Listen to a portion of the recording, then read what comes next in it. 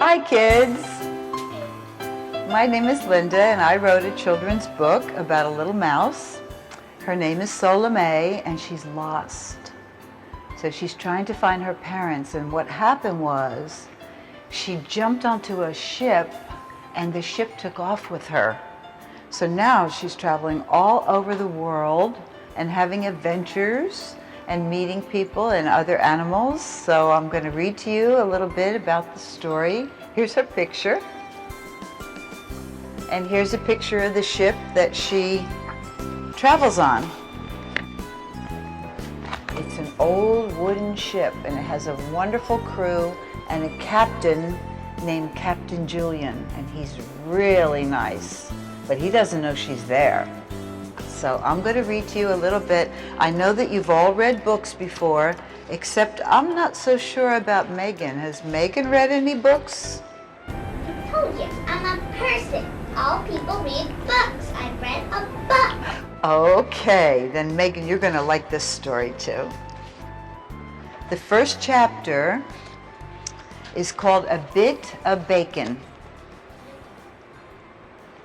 The Little Mouse Solamae wandered the streets and the back alleys of the city, trying to find her way back to the palace and the cozy little hole in the wall she had called home. She was lost, hungry, and afraid. She wondered if the palace would be there at all, and what could have happened to her mother and father. She remembered all the confusion, and her mother shouting, "Run, Solamae, run!" But she had no idea what could have caused all the commotion. That was days ago, and now she was so tired. Her stomach was pleading with her for the succulent morsels her mother would gather for her, leftovers from the splendid feast prepared in the great kitchens at the palace. She remembered her father's promise always to take care of her. Where was he now? And why had he broken his promise to her? It was almost dawn of the third day when she found herself at the wharf. There were 3 ships docked there, and Solamae tried to decide which one would be carrying a cargo of food. No one was stirring, but she was sure she could smell the aroma of bacon cooking. She rubbed her sleepy eyes and strained to see if anybody was moving about. Solamae saw a faint light on the wooden ship at the end of the dock. The light was coming from below, but it streamed out across the deck of the ship, and she could tell it was a sailing vessel. Maybe I could ask the cook for just one bit of bacon, she thought to herself. Without hesitating, Solamae jumped onto the ship and ran toward the light. Letting her nose lead the way, she ran across the deck and down 3 ladders until she was so close to the delicious bacon smell that she could almost taste it. Around and around she went, getting closer and closer to the source of the wonderful aroma. Finally, Solamae found the galley. The table was set at each place with only a tin fork, a tin plate, and a tin cup. Never had she seen a table so sparsely set. These sailors must be very poor, thought Solamae. But where was that good smell coming from? Standing on her tippy toes, she peered into the oven. There she could see a big pan of bacon, just waiting for the ship's crew to wake up and enjoy.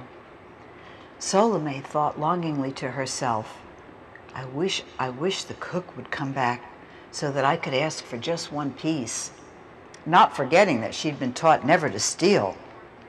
Anyway, opening the oven door by herself would be impossible. Then, as though by a miracle, Solamae saw a strip of bacon through the corner of her eye. It was lying right there at her feet. It must have fallen off the platter as it was going back into the oven to keep warm. This must have been meant for me, Solamae decided. Suddenly, her father's promise didn't seem so far-fetched. Salome dined on crisp bacon until her stomach couldn't hold any more. Fat and happy, she fell immediately asleep in a comfy corner of the galley. She knew indeed that somehow she was being watched over. A mother's love. Salome slept until late the next morning. The sailors had come and gone for their meals 4 times by then. Not one of them noticed little Salome sleeping in the corner, and she was so worn out she hadn't noticed them either. She'd been dreaming contentedly of her mother's love. Mother had always told her that she was destined to be great. But how can I be anything now? I have nothing and no one to help me. Salome awoke to the gentle rocking of the ship, and her first thoughts were of her dilemma. Just then, Salome remembered how miraculously the bacon had appeared out of nowhere. I have to make it. I won't disappoint my mother, thought the plucky little mouse. Salome had gotten her courage back just in time. She realized with a rush that the ship was rocking. As Salome tried to walk with the floor moving under her feet, she wasn't so sure she would make it. The brave little mouse stumbled her way up 3 ladders to the deck of the sailboat. But when the ship hit a wave, she went sliding across the deck and grabbed onto the railing just seconds before reaching the edge. The sailors were walking about as though nothing were amiss. Why couldn't I do that, thought Salome. I've got to get my sea legs before I fall overboard and drown. She scooted toward the ladder, afraid to try to stand up because she was so close to the edge. But the closer she got to the ladder, the braver she became. And before you know it, Salome was walking almost normally. Like the sailors, Salome had learned to let her knees bend as the waves rose, giving her legs over to the sea. What else will this great sea teach me, she wondered. Suddenly Salome thought of the great adventure that she felt lay ahead of her. She looked out over the vast sea. I have no idea where I'm going. Nobody even knows I'm here. Well, maybe that's best for now. Yesterday wasn't so bad. Surely there's some other mice here that I could be friends with. She was pleased with the accommodations so far, and nobody was trying to sweep her out with a broom, just as the stingy cheese shop owner had done in the city. Building her courage up once again, Salome tried to make the best of her dilemma, and that changed everything for the brave little mouse. Who knows, she thought, maybe this could be a wonderful opportunity for me. The big mouse. Later that day, after Salome had made her way back to the cozy galley, she found a wonderful piece of cheese waiting for her. And there's the piece of cheese she found. Thank you, she said, remembering that she was being watched over. Then she ate the whole thing. She rested from her great adventure, pleased with herself and her new outlook. Salome slept the rest of the day. Her tummy had not been this happy since she left the palace. Now she was wide awake, while everyone else was asleep. Well, this might be a good time to take a look around. She was full of energy and curiosity, so she decided to go below. It was very dark and quiet, and the ship was not rocking at all now. Salome wandered around, not understanding anything she saw. I wonder what all these big ropes are for. She marveled to herself. She made her way to a room full of burlap sacks. They were stacked up to the ceiling. I wonder what this could be. Salome thought she smelled something familiar, but she couldn't tell where the smell was coming from. She looked and looked among the burlap sacks, until she came to the bottom of the pile. Then she noticed a little pathway. She muttered, "This looks like a mouse path. We had these at the palace. I'll bet there's some other mice here." Solamae followed the pathway, getting closer and closer to the wonderful smell with each step. It smells like home. All of a sudden, Solamae heard a big commotion, just like that night at the palace. She could hear someone shouting her mother's words. "Run, Solamae, run, run and hide. Someone's coming."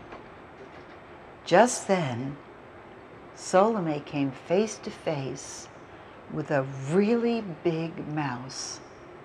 She wasn't afraid because he reminded her of her father.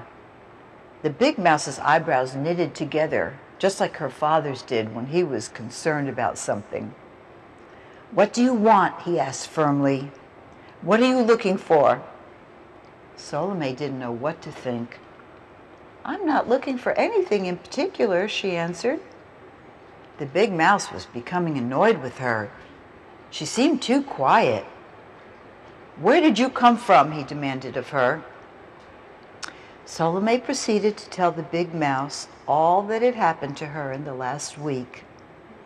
Just then, when she started her tale about the palace, he interrupted her. "I know all about that, and you're not so quiet after all." Seeing that Solamae meant no harm, the big mouse finally enjoyed it and invited her to join him and his family in their home. Solamae wasn't so sure about that. She'd never been to someone else's home before.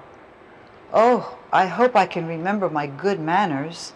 Solamae thought about how lonesome she had been, and she decided to accept the invitation. "Okay," she finally agreed. Plenty. Solamae had been living with the big mouse and his lovely family for 1 whole month now. It was a cozy little hole in the wall, just like her home at the palace. They spent their time relaxing and talking about their past and remembering and remarking. It took Solamae by surprise to learn that the big mouse actually knew her father and mother. "But that was a long time ago," the big mouse would say every time Solamae would ask about her father and mother. It was driving her crazy, but even so, she kept asking and asking, but to no avail. Solamae had gotten to know the big mouse's whole family by now. There was Mrs. Big. She was plump and happy, and she liked Solamae very much. Then there were all the little Bigs, all of whom had become playmates of Solamae's by this time. Used to be Big was the eldest and the nosiest of all the big children, and Pee-wee Big was the littlest. In between, there was Mighty, Teeny, Minnie, and Wannabe Big. Altogether, counting Solamae, there were now 7 little Bigs. Each one of the little Bigs was different. Used to be had a big nose. Pee-wee wore glasses. Mighty had big brown eyes. Teeny had big blue eyes. Minnie had tiny little feet, while Wannabe's feet were gigantic. Then there was Solamae with her mysterious smile. One by one, the little Bigs would tell Solamae stories about their travels. Pee-wee taught Solamae some new games that he had learned from spying on the sailors, and Mighty taught Solamae the things he had learned by watching the sailors do their work on the ship. Mighty Big could tie 100 different knots, and he taught Solamae how to tie them all. Sometimes the little Bigs would tease Solamae about one thing or another, and she would say, "Listen, God doesn't care that I'm different than you. He made me the way he wanted me to be, and now it's up to me to use what he gave me to serve his children." Solamae could hardly believe she'd said that. Having no idea where those words came from, Then Solamae would mysteriously smile. Even when they had their little arguments, Solamae could tell how much all of the bigs loved her. Solamae had grown comfortable and secure with the bigs. She liked being accepted as a family member. She felt safe and happy. She was learning a lot from her new friends. Her bravery had led her to a new life as a sailor. She was happy to stay with the bigs. The one thing Solamae could be sure of was how much all of the bigs loved her. And for now, that was enough for the brave little mouse. Provisions. Life was very easy there with the bigs. There was plenty to eat and very good company to share. Solamae had become preoccupied with having fun. She'd forgotten all about the grand adventure that seemed to await her. Now it was time to get ready for a change. According to Mr. Big, provisions are being made for going ashore. Solamae didn't know what that meant, so she asked the little bigs to tell her what going ashore meant. Pee-wee, the littlest of the bigs, was the first to speak up. Our mother packs us a knapsack full of provisions. Our mother bakes us special Joe Frogger cookies. Our mother wraps the special cookies up in pretty papers and puts them into our knapsack. Those are our provisions. Solamae thought for a long time about what Pee-wee had said. She understood that these were special cookies, but how special could they be? And why do we have to take them ashore? Just then, Mrs. Big came into the room. She had overheard Solamae worrying about going ashore. The special thing about the cookies that I packed for you is that they're baked with molasses and they stay fresh a long, long time. Solamae knew immediately that this meant she was going to be gone for a long, long time. Just thinking about this made her pout. "Remember what your mother told you," said Mrs. Big as she walked into the hallway, where the little bigs were laughing and squealing about Joe Frogger cookies. And now I'm going to give you each of a book to read in your room so you can finish the story and find out what happens when Solamae goes ashore. Is that good? Everybody happy with that idea? Yeah. Very good. It was so nice for you to come, and thank you for the story time.